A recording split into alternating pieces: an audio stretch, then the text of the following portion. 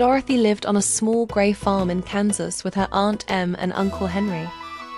The land was flat, dry and endless, and the wind never seemed to stop blowing. Dorothy loved her little dog, Toto, more than anything, and dreamed of a place far away where colours were bright and life felt magical. One afternoon, dark clouds filled the sky and a powerful tornado swept across the plains. Dorothy ran into the house with Toto, but before she could reach the storm cellar, the house was lifted into the air. Everything spun wildly as Dorothy held onto her bed, frightened and crying. When the house finally landed, silence filled the air. Dorothy opened the door and gasped. She was no longer in Kansas. Bright flowers covered rolling hills. Strange little people in colorful clothes smiled at her. A beautiful woman appeared and told Dorothy she had landed in the land of Oz and accidentally crushed the wicked Witch of the East. "You are free now," the woman said kindly. "I am Glinda, the good witch."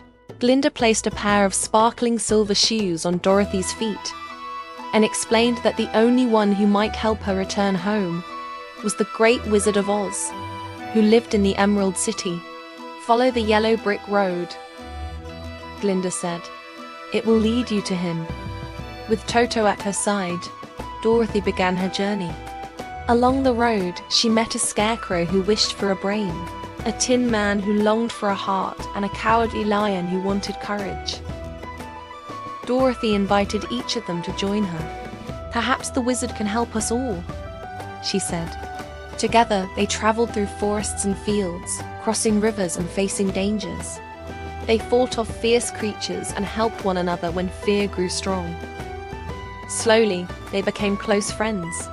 At last, they reached the Emerald City, where everything glittered green. The wizard agreed to help them, but only if they destroyed the Wicked Witch of the West. Terrified but determined, the friends traveled to the witch's dark castle. The witch sent wolves, crows, and flying monkeys to stop them, but they survived each attack.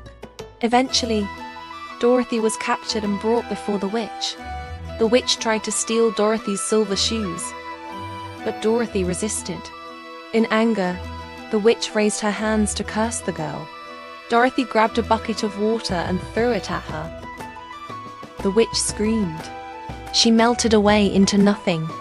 Dorothy and her friends returned to the Emerald City as heroes. The wizard welcomed them and kept his promises.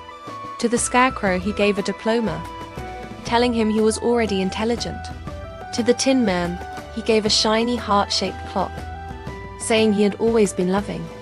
To the lion, he gave a medal, declaring him brave. Then Dorothy asked to go home. The wizard sadly admitted he was not truly a powerful wizard, only a man who had arrived in Oz by accident. But Glinda appeared and smiled. "You always had the power to return home," she said. "Click your heels together 3 times and wish it." Dorothy hugged her friends tightly. "I will never forget you," she said. She clicked her heels and whispered, "There's no place like home." In an instant, Dorothy found herself back in Kansas, lying in her bed with Toto beside her. Aunt Em and Uncle Henry rushed to her, relieved and smiling. Dorothy realized that while adventures were wonderful, nothing mattered more than the people who loved her, and she never again wished to run away from home.